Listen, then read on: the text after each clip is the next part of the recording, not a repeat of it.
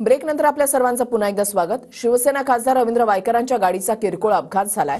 जोगेश्वरीच्या SRPF कॅम्पच्या गेटजवळ अपघात झाल्याची माहिती आहे।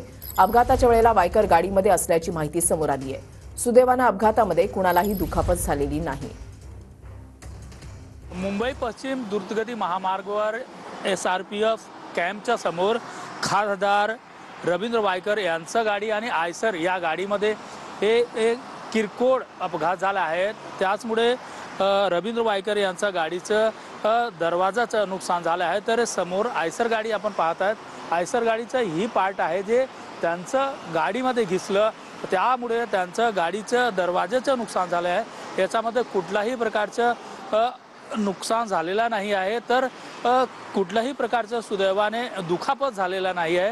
हे पोलीस ठाण्यामध्ये वायसर गाडीला ताब्यामध्ये घेतले आहेत आणि याची चौकशी सुरू आहे। Video journalist Ramesh Sharma, TV9 Marathi, Mumbai.